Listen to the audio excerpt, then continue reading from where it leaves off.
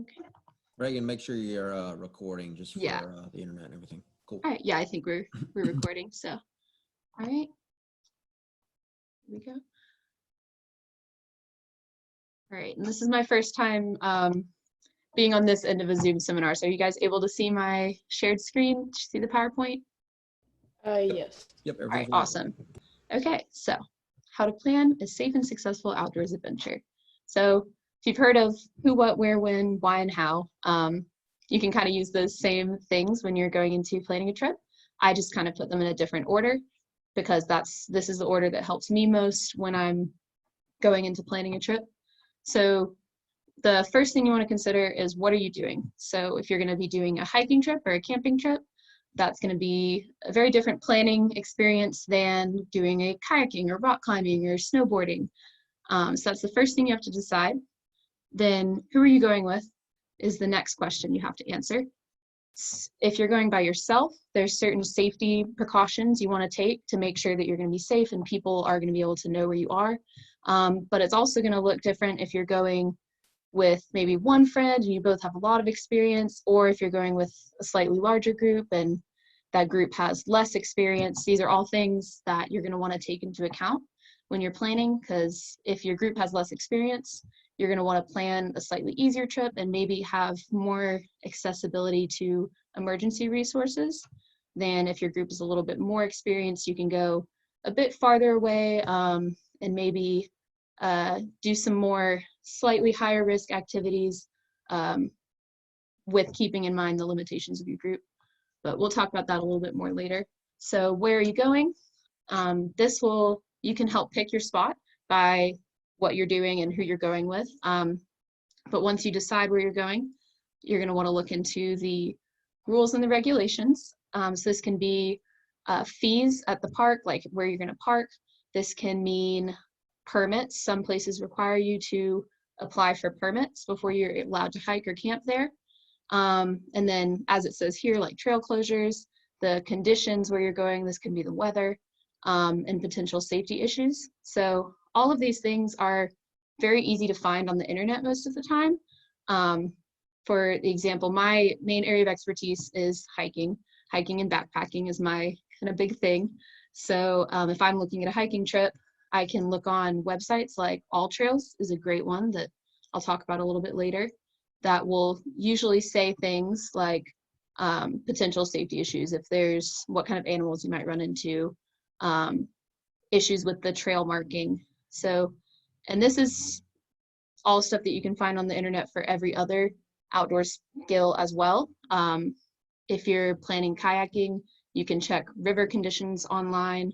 It all depends on where you're going, but if you're ever not able to find information on the internet easily, your best resource is going to be whatever group or like management system is in charge of the park or place that you're going. So like a state park or the park rangers or that trail system. And those are phone numbers that you're able to find online. And so whenever you have any question that you're not able to get answered online, you can call them. And in my experience, they're always very nice, very happy to talk to you. And they can answer, they can answer all of your questions very easily. So the next question, when or for how long you're going. So this means what season, because the summer trip and winter trip planning are going to look very different. And also whether you're going in the middle of the week or on a weekend or holiday, because how many other people are also in this place at the same time you are is going to have a big effect on your trip. Then also how long, because a one night or a day trip is going to need different gear and materials and different amounts of planning than maybe a week-long trip would. Then we've got how are you getting there? So for most people, this is usually just by car, but this one is especially important if you're doing a backpacking trip or maybe a river trip where you're not planning to end the trip at the same place you started. So like you're not gonna end your hike or end on the river back at your car. So in that case, you'll need to plan to either have a second car waiting at the end of your trip, so at the end of the trailhead, or in a lot of cases there's shuttle services So that's something you'll have to take into account and want to plan ahead of time. And once again, I'll go into that a little bit more later. And then the last one is, or really this one can also be the first question that you ask, but why are you going? And this will kind of guide your planning for all of the other questions, because you know, you're going to want to make decisions in your planning process, and you always want those decisions to support your goal. So a goal can be something simple like just have fun with friends, or learn a new skill, or see this specific view. It can also be something a little bit more complicated, like if you're from Mercer Outdoors perspective, like when I'm guiding trips, our goal is usually education, like teach people about backpacking, or something along those lines. And of course, the first and most important goal is always your personal safety, but these secondary goals will just guide your pre-trip decisions. So now I'm going to do kind of a little example planning using this so you can see how this works and go a little bit more into detail into some of the things I mentioned. So I started with the why in this case, because like I said, it can guide a lot of your decisions throughout the rest of the process. So what's your main goal on this trip? For this example trip, I said that it's just going to be a fun trip with friends, and we want to see some good views. So that is going to come into play later when I'm deciding where to go and things like how far I want to hike. So for this activity example, like I said, my main area of expertise is backpacking and hiking. That's the thing that I love to do the most. So I chose to, for this example trip, to plan a beginner backpacking trip. And I decided that in this example, I'm just going to go with one friend, and we're going to say that friend is a beginner, and maybe that I have like also kind of a beginner level experience, maybe a little bit, but we're going to say we're both kind of beginners. So now that I know what I want to do and who I'm going with, I get to pick where I want to go. So if I'm in Macon or Atlanta and I'm looking for a beginner backpacking trip, then I want to look for somewhere that I'm going to have easy access, and that I can easily find information about online, and that's going to be not too challenging or too long of a trail. So if I was doing research and trying to find something like this, my first place that I always go is an app called All Trails. And they also have a website, and All Trails is my favorite one to use. There's plenty of other ones out there, but they offer descriptions of trails, and they offer lots of ratings and comments of people that have hiked the trail before, as well as pictures usually. And they'll even have comments about things like, oh, this part of the trail was really muddy, or this part had a bridge out, stuff like that that can be really important to know. And it also, my favorite part about it is that it offers a like difficulty rating for the trail. So if you're a beginner looking for a beginner backpacking trail, you can put in, I want a trail for 3 to 6 miles, and or whatever mileage you want to do, and I want it to be easy. So, and All Trails will really help you find that. So that's one resource that I would use. But there's plenty more on the internet. Atlanta Trails is another great resource for pretty much anywhere, Macon, Georgia, North Georgia, trails that you want to look for. But so after I do a little bit of research, the trail that I picked would be the Preacher's Rock on the Appalachian Trail. So this is a trail I've done in the past. And in this example, I picked it because it has a trailhead about a mile from the view. It has, Preacher's Rock is a really, really cool view on the Appalachian Trail. Would definitely recommend. But it has a pretty close trailhead to where I would want to camp, or where the view is. And it's not a super easy hike, but it is accessible, and it's short since it's about a mile. So if you're a beginner hiker planning a beginning backpacking trip, maybe for your first time, or you've done it before but not a ton, a trip of about that length, like 1 to 3 miles, depending on your fitness level, is a pretty good place to start. 1 to 3 miles one way. And you also want like an easy trailhead, and maybe somewhere that's not too far of a drive. So Preacher's Rock and any North Georgia drives are going to be about 3 hours from Macon, but it's where you're going to find the best mountains around here. So once you pick your spot, you're going to want to ask questions about this general place before you plan your specific hiking itinerary. So where I'm allowed to camp is the first big one. Every camp or trail or like alongside a river, every place is going to have different regulations about this. Most places are pretty lax, like most places don't have super specific rules, but you always want to look up ahead of time specifically this question, because there are many places that require you to camp on specific campsites, or require you to have a permit, like the second question says, or even require payment. The Appalachian Trail in Georgia, as far as I know, does not have any sections that you need a permit to camp in, but there are certain regulations about camping on certain sections, so you always want to look that up ahead of time before you go.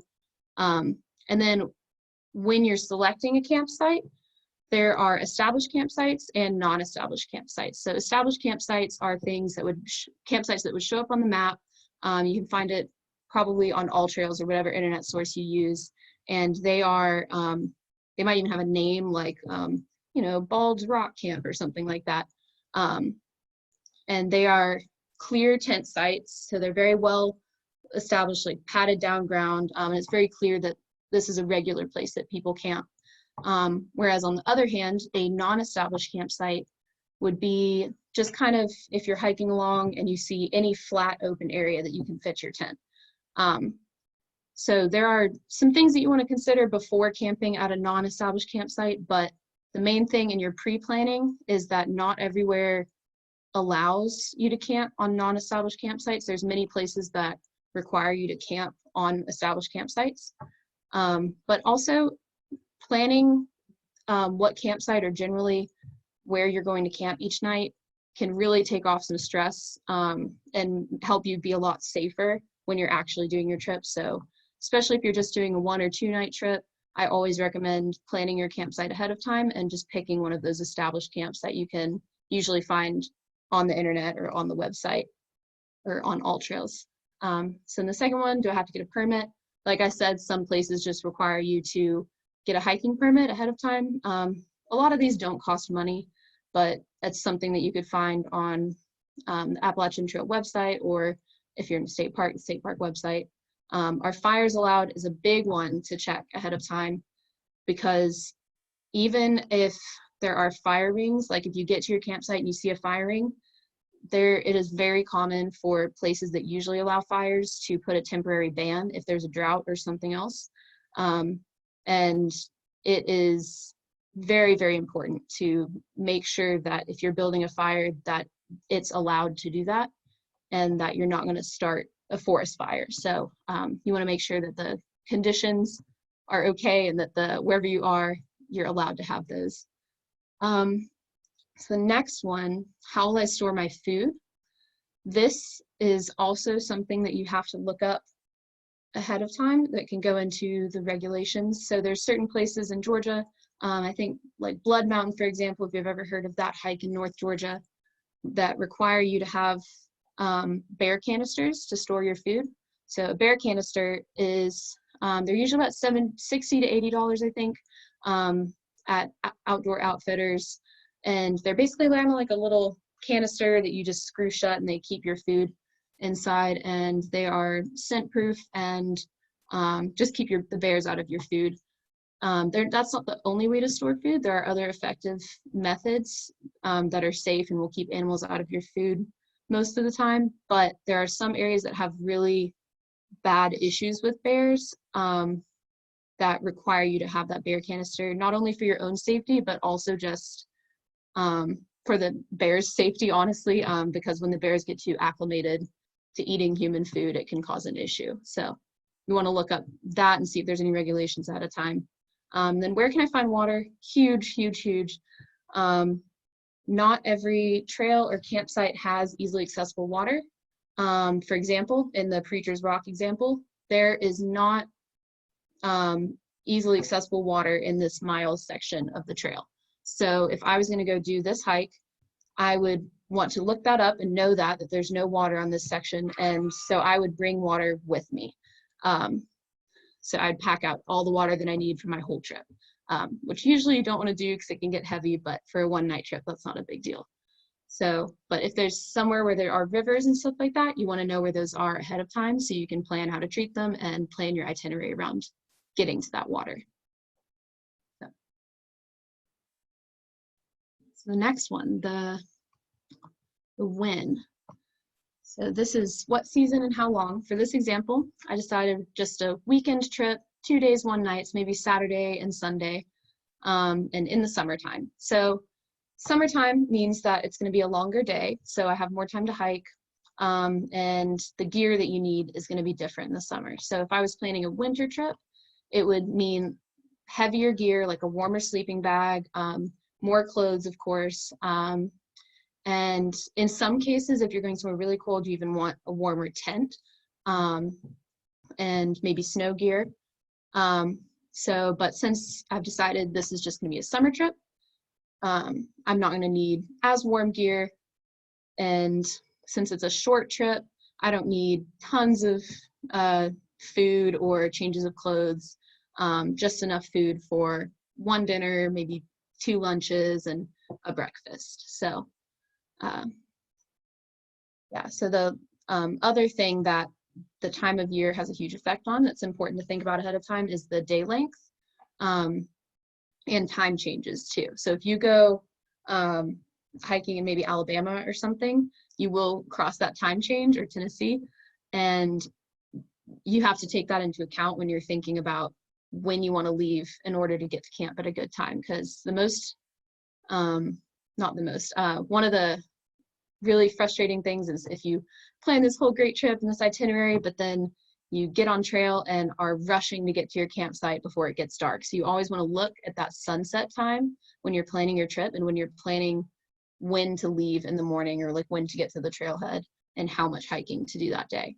So for this example, since it's just a mile into the campsite, that's not going to take more than probably an hour if I'm taking breaks and taking my time going up that uphill. So since it's a longer day, I probably don't even need to start hiking until the afternoon, but that's something you want to think about every time when you're planning your campsite and like what time you're leaving in the morning. So going into what to bring, whatever season it is, this is my favorite list to give to people and use myself when I'm just as like a, mental checklist of, do I have everything I need? This is from REI, and I'm not sure, I don't think you guys can click the link, but maybe we can post this PowerPoint afterwards. The REI 10 Essentials sends you a link to their website. But these are all the things that you want to have with you pretty much all the time when you're doing outdoor activities. Some of them seem a little silly, but I'll explain. So navigation is pretty much a given, whether that's your phone, like a map you have on your phone, or a GPS. It can be just anything that's going to help you find the trail and find your campsite, and if you need to, find your way out of a situation. But I always recommend, in addition to whatever electronic source you have, if you're using like a phone tracker or something, always have a paper map or some paper form of navigation with you when possible. Just because you never know what's going to happen with technology. Like I've been in situations where I thought that my phone map would work fine, but then, I didn't have service, or my phone died because it got too cold. And then you always want to make sure that you have that paper backup just in case something were to happen to your GPS map on your phone. But so then the next one is headlamp. This one, you might not think you need it if you're going just for a day hike or something like that and you're not planning to be out at dark, but it's actually really important to carry a headlamp or a flashlight or some sort of lighting source with you, because you never know what's going to happen if you, sprain your ankle or something and just can't get out, or just get tired and can't get out back to your car as fast as you thought you could. You want to have a way to see. So if you're trying to get back and you hurt your ankle and you're moving slowly and it gets dark, you want to have that headlamp or flashlight that's going to help you find the rest of your way out. You never want to be caught in the woods without a lighting source. That's just not a good place to be. So then sun protection, I'm a redhead, so I always am very particular about this one. Just always want to have that sunscreen, always want to have sunglasses, like a hat, whatever you need to keep yourself safe from sunburn, but also from more serious things like overheating and that kind of stuff. And then first aid, this one can vary a little bit person to person. So, and also depending on what you're doing. So this one says including foot care. But for example, if you're doing like canoeing or something, you don't necessarily need foot care. You might want something else, but you know, basic first aid, you're gonna wanna have Band-Aids, you know, some like just basic stuff to stop bleeding. Insect repellent is good. Something to, for like bee stings or insect bites is always good to have. And some basic like pain meds. If you or someone that you're traveling with has a severe allergy, then you always want to have that EpiPen with you. You never want to get caught in an outdoor situation without an EpiPen and someone who has an allergy. But yeah, there's lots of, if you're interested in building your own first aid kit, there's lots of places to buy a really good one, but if you want to build your own, REI has some really great articles about what you should carry with you in your outdoors first aid kit. So that would be a good resource. So knife, that one is, you know, just a little pocket knife, just anything that you need to cut things. That says a gear repair kit.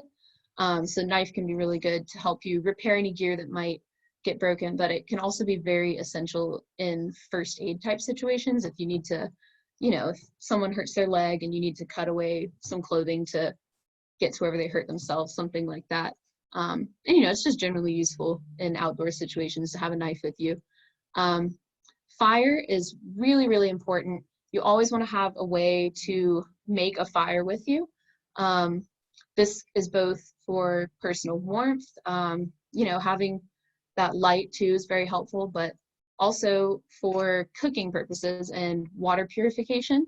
If you end up outside, maybe you didn't expect to need to cook or something like that, or you didn't expect to be staying overnight.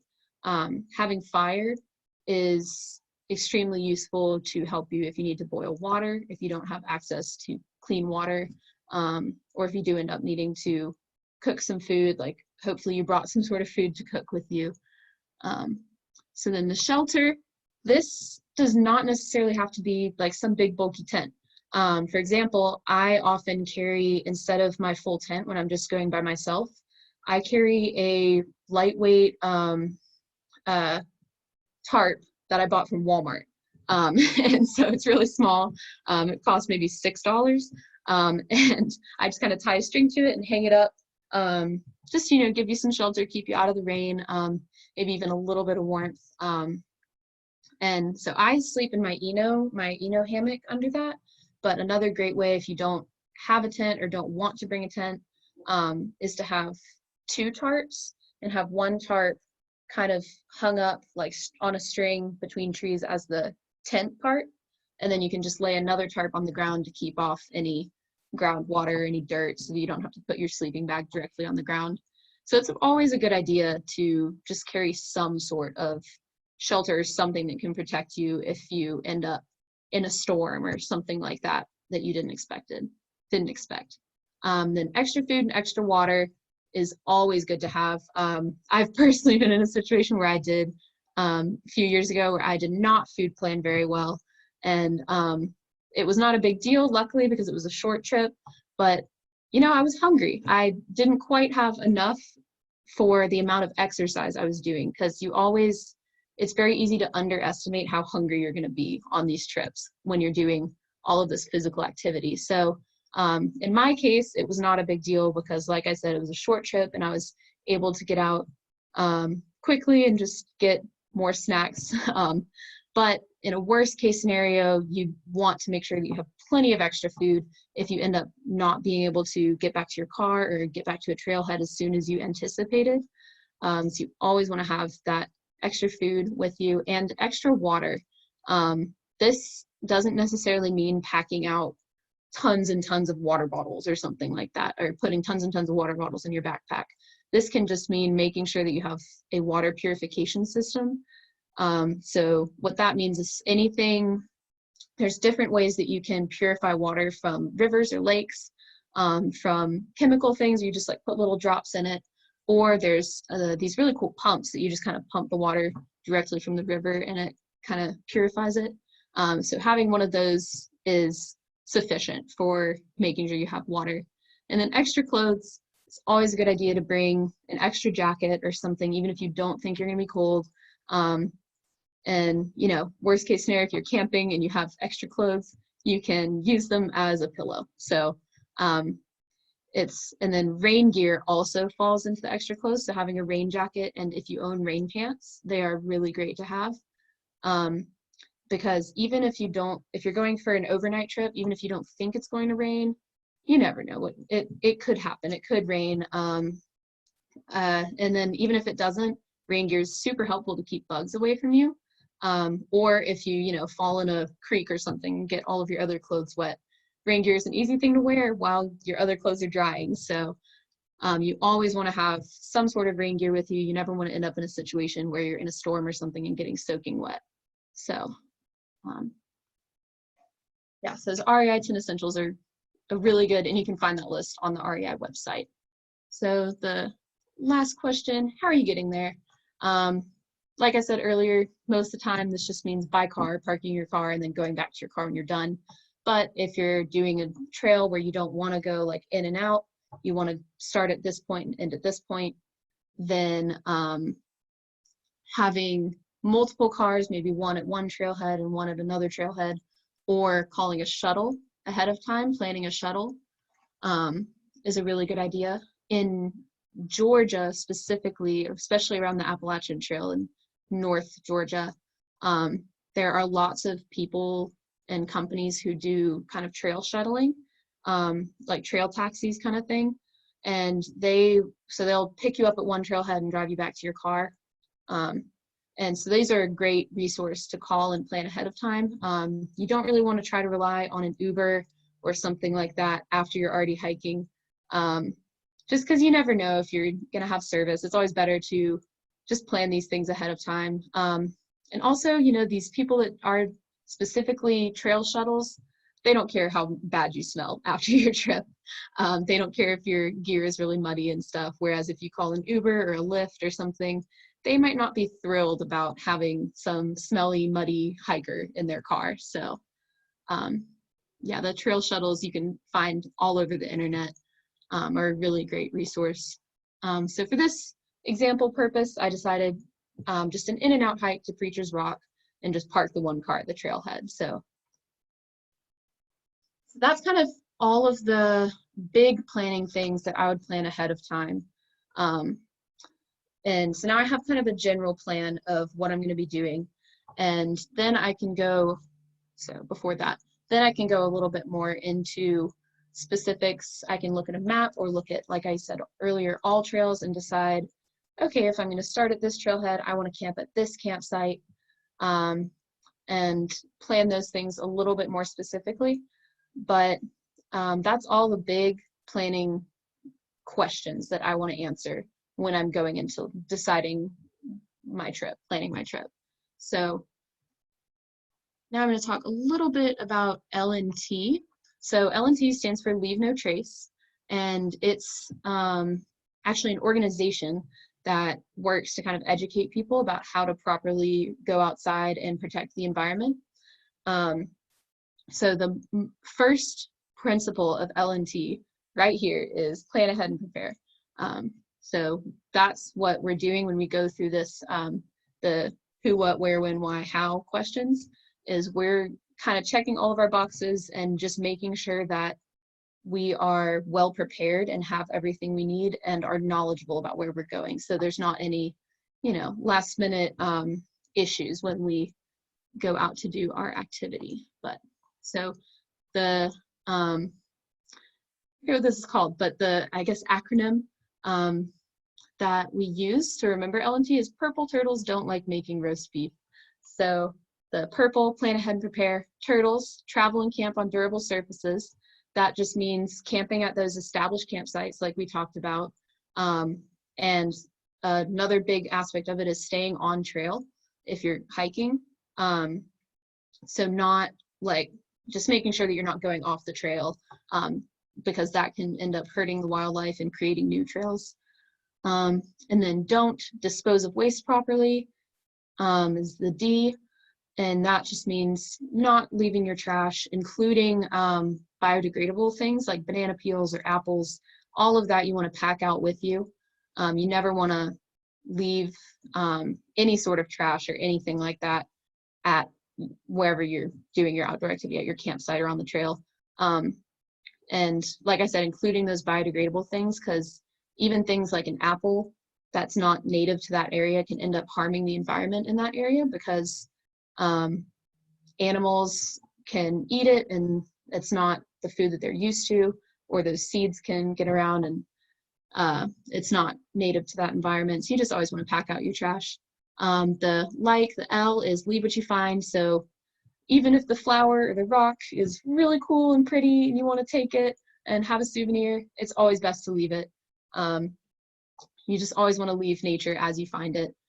The M, minimize campfire impacts. This goes back to what we talked about with making sure ahead of time that you're allowed to have campfires if you're going to have one. And then once you're at your campsite, you want to use an established campfire ring. So if there's an area that's got like a circle of rocks, you always want to build your campfire there. Don't go build a new campfire ring just because it's closer to the pretty view or closer to a river or something like that that you think is cool. You always want to use the established campfire ring. And if there isn't an established campfire ring, it's okay to build your own, but you have to make sure that you put everything back where you found it afterwards and make it look like there was never a fire there. So basically, you just want to look like you didn't have a fire there to the best of your ability. The roast R, respect wildlife. This includes both the obvious ways of respecting wildlife, like don't throw rocks at the squirrels, that kind of thing. But also this includes food storage, which we have not really talked about a ton yet. But so food storage, if you go at your camp and you're cooking, so you make your dinner at camp. After dinner, you don't want to leave your food outside, just like wherever you cooked, or even your trash just outside wherever you cooked.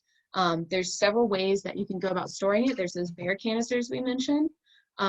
There's bear hangs is a huge one that a lot of hikers and backpackers do, which is basically you have some sort of bag that you put your food into, and then you throw a rope over a tree, and you kind of just pull the bag up so that it's elevated off the ground. There's specific measurements that you're supposed to use. So it's supposed to be at least 10 feet off the ground and at least 4 feet out from the trunk of the tree. But that is something that's very easy to look up online. So if you are going camping or backpacking, I suggest just doing a quick internet search for bear hang, and there's tons of videos out there that'll show you how to do it. There's actually lots of brand new videos about like the most effective way to do it and all that kind of stuff. So if you're planning to go camping, then look up how to do a bear hang, and that is a good way to store your food, or those bear canisters.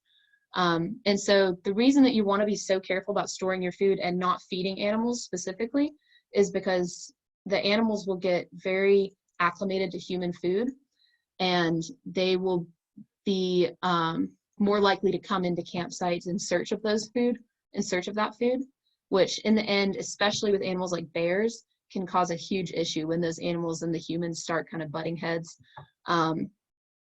And that can, in worst case scenarios, even end up with the animals having to be killed for safety purposes. Like every now and then when a bear gets a little bit too used to human food and comes in the campsites too much, they'll end up having to either relocate or even kill that animal to protect the people.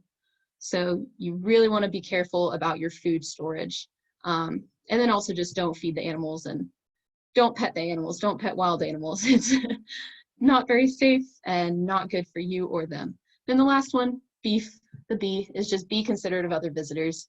Don't be really loud. Don't take up an entire campsite that has plenty of room for other people if it's just you and a friend.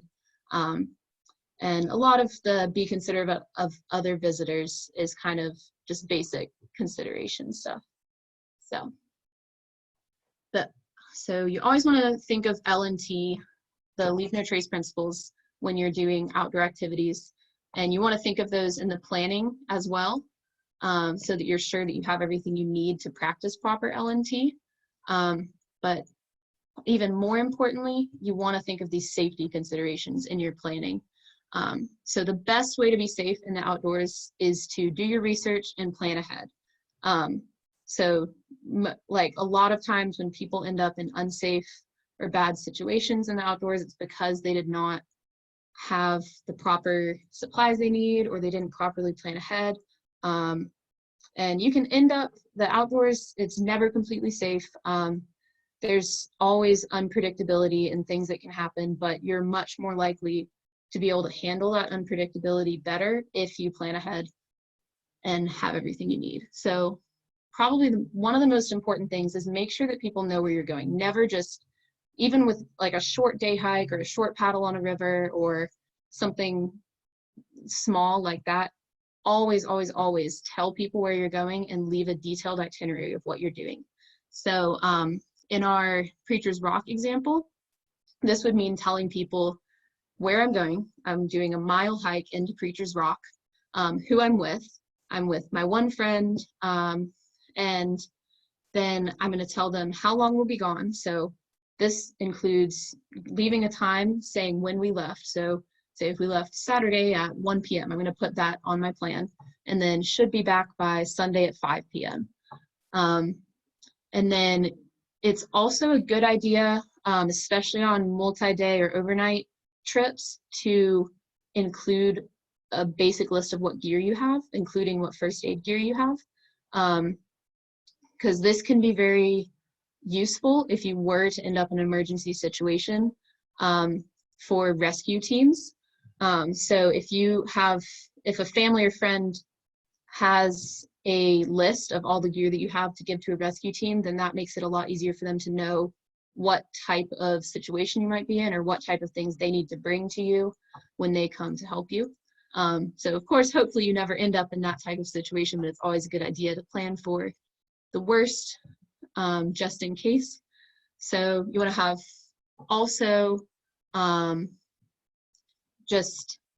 if you have any sort of big concerns, like, if the friend you're going with has a major bee allergy or something, that's always a good idea to put on there. And so you just want to leave that itinerary with maybe a family member or a roommate or a trusted friend who's not coming on the trip.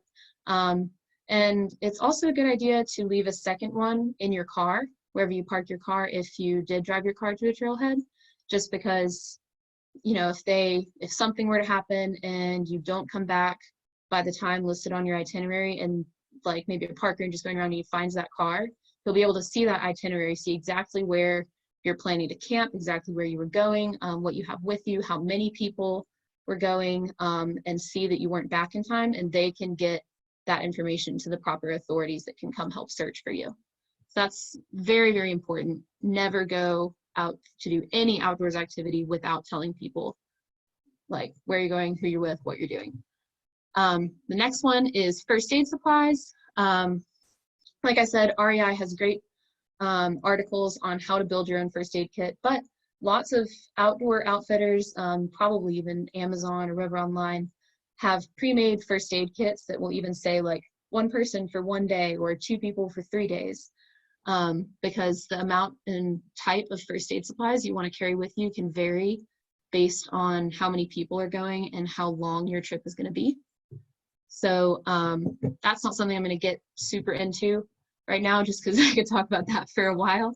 But if you are interested in like building your own first aid kit, I suggest looking at REI's website, or just buying one online. The other thing to consider with first aid kits is if someone in your group has more advanced first aid skills or training, like they've had CPR training or something like that, then you want to make sure that you have the supplies that they need to do that advanced training too. Like using the CPR example, it's a good idea to have a CPR mask because that person probably does not want to do direct mouth to mouth. It's always a good idea to have some sort of sanitary mask when you're doing CPR. So, or another good example for river trips, you might want to have a bag with rope to throw if a person is stuck in the water.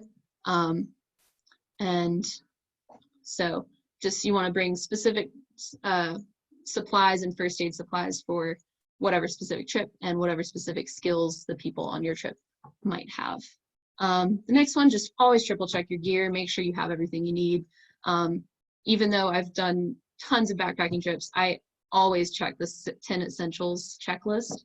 I'm a very scatterbrained person, so I actually have a physical checklist that pretty much every trip I do, I just go through and like physically check off, okay, I have this item.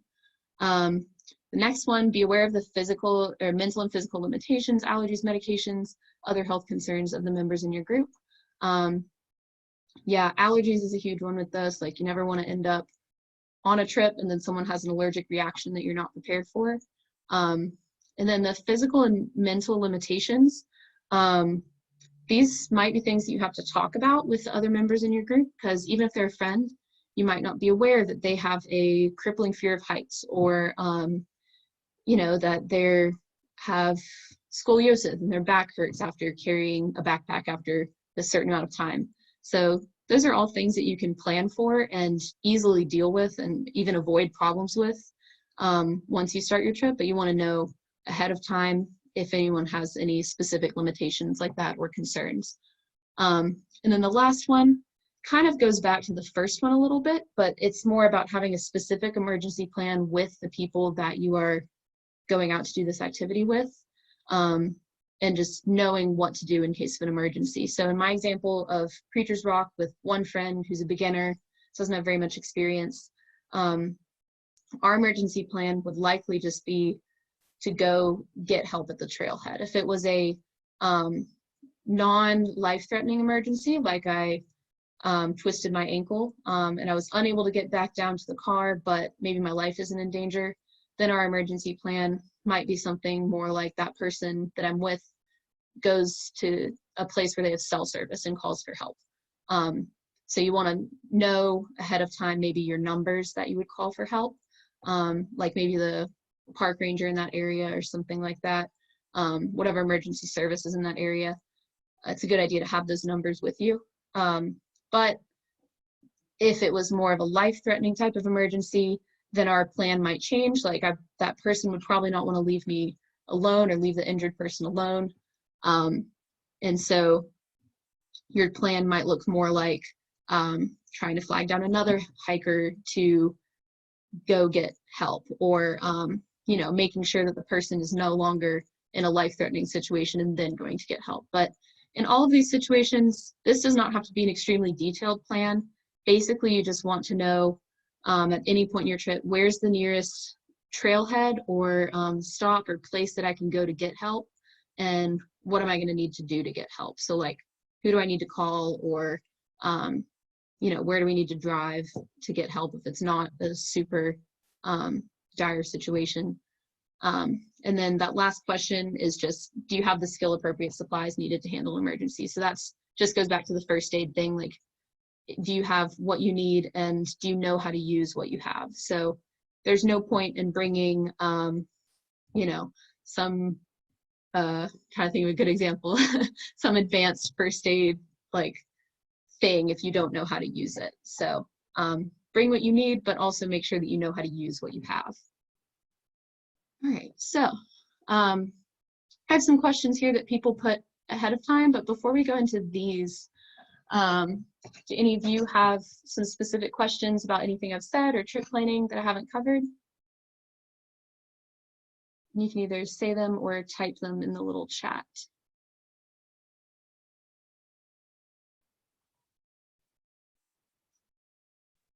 All right, oh, what did I do?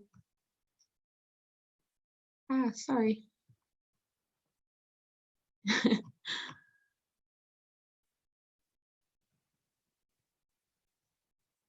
There we go. All right, well then I'll just go ahead and go through these questions. So the first one we had was COVID-19 related, since unfortunately trip planning looks a little bit different right now. What outdoor activities can I do alone or maybe with one friend and still practice good social distancing? So there's not really that much you can do right now, to be completely honest. A lot of trails, since I'm more hiking focused, I've been paying close attention to a lot of the trail systems, and a lot of them are shutting down or having closures, and a lot of them are really just asking people not to come right now. But it is still okay to go on trails that are close to home, or go take a walk around the neighborhood, you know, maybe do some yoga outside, just really anything that can get you outside, just have some fresh air.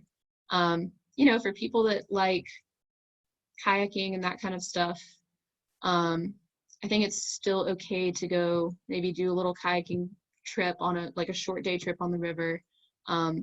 But you need to look into ahead of time, see if there's any closures. And if you get there and there's lots of people, because unfortunately there's lots of trail systems and rivers and places right now that are actually having really high numbers of people go to them because of school and work being shut down.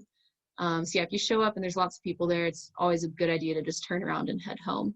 So, but we do have a guide for what to do during social distancing, and there's lots of movies and books you can read on there. And there's also really cool national parks online tours that I've done a few of them myself. They're very cool. They have kind of a very interactive thing, like you can click on certain things and it'll show you it and tell you about it.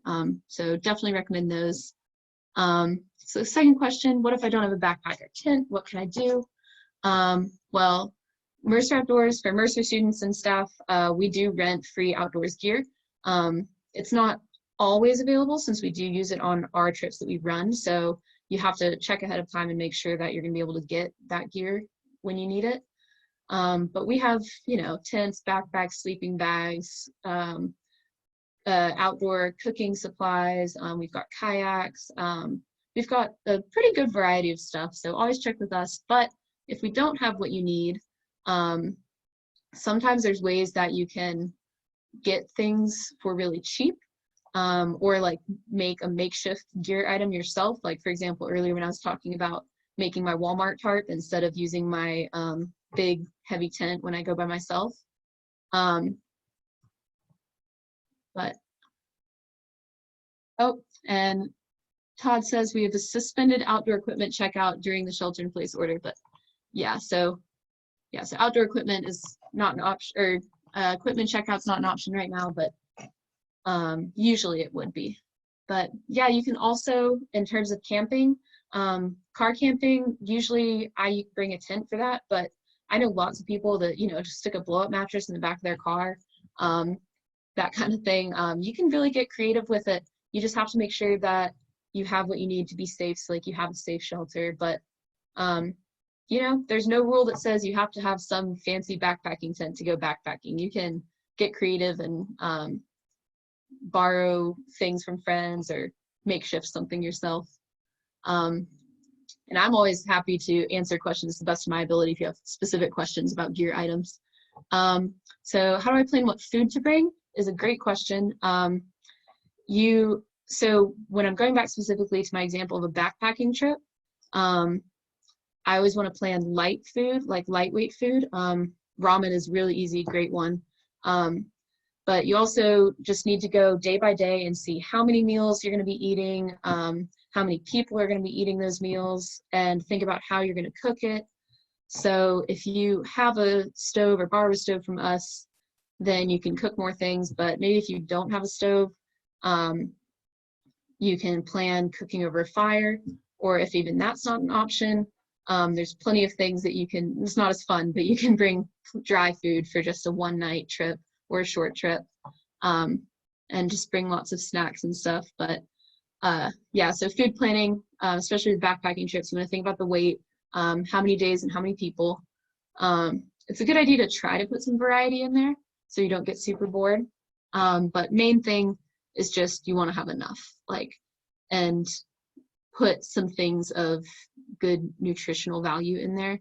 So I always try to incorporate some sorts of fruits and vegetables onto all of our Mercy Outdoors trips and all my personal trips. So the main things you want to focus on when you're thinking about food planning.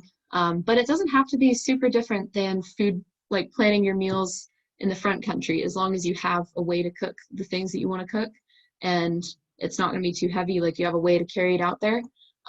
It's really not that all that different. It's just kind of personally what you want and what you feel like eating when you're camping. So with the current environment, so what safety measures, that's kind of goes back to the first question, just looking ahead, making sure there's no closures. And if you get somewhere that you're planning to go, or actually with the, I think now that the shelter in place orders are in place, has to be even more strict. So probably no kayaking trips on the Ocmulgee right now. But walks around the neighborhood are great, and still, to the best of my knowledge, totally allowed and fine. But definitely stay close to home and turn around if there's too many people there. Good amount of days to go on a trip for different skill levels. So beginners, especially with camping or backpacking or maybe canoe camping, I would always say maybe just start with a one night, especially if you're planning it yourself. One night camping trips are great, like huge fun, so can be really great, but you always want to err on the side of doing too little rather than doing too much. So keep it to maybe 2 days and one night if you're a beginner, and under plan your miles for a hiking trip. So maybe if you think you can do 3 miles, only plan 2, something like that, just because for your very first trip, you don't want to push yourself too far. You just want to have fun, like kind of get a feel for your boundaries and like what you can do. Whereas if you're more experienced, it can be great to go on a trip for 3 or 4 days or even more if you have experience with longer trips. But I would say, especially in planning your own personal trips, start small and work your way larger. So maybe start with a one night and then try a 2 or 3 night and then try a 4 or 5 night and then try a longer trip. Just because it's always good to have a good idea of your skills and experience and physical abilities before you get stuck on a really long trip like that. How do you know what clothes to take and how many things to take? So this goes back to a lot of the time of year and how long you're going to go and where you're going. So a lot of this is more, it's not that as different as you'd think it is. I mean, just like when you're planning to go out on a cold night, you want to make sure you have a jacket, that kind of stuff. Just what clothes you need to be comfortable and warm. And you want to have rain gear to make sure that you're able to stay dry. But so in our example of a backpacking trip, you really don't need a change of clothes every day. I typically bring maybe 2 t-shirts, I mean, depending on the trip, maybe 2 t-shirts and like something to sleep in and something to hike in. And then rain gear, couple of jackets, since I get very cold very easily. Maybe an extra pair of pants or 2 to add layers for warmth. But basically, you always want to make sure you have a full change of clothes in case you get wet, like soaking wet or something, and you have to let your clothes dry. You always want to have layers to be warm enough, and that will change depending on the time of the year, how many layers you need. You always want to have rain gear. You always want to have multiple pairs of socks. Pretty much on any outdoors trip you do, I think you want to have multiple pairs of socks because, you know, feet get sweaty, feet get wet, stuff happens, and you want to be able to change into a dry pair of socks, especially if you're doing an overnight trip, just because it can be really easy to get frostbite or things like that on your toes if you're having wet socks all the time. Oh, all right. Bye, Emily. Thank you for coming. Yep. And then the last question is just, do I have to treat my water? And the answer is yes. If you're getting water from a river or a lake, always, always, always treat your water. And if not, then you will have to pack that water in. Just bring bottles of water or treated water from the outside. So, all right, any more questions?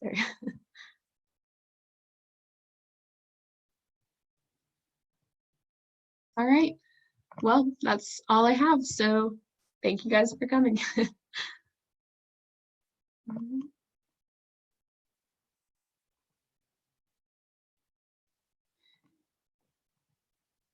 All right, I cannot figure out how to close this now. All right. Oh, there we go. Stop share. All right.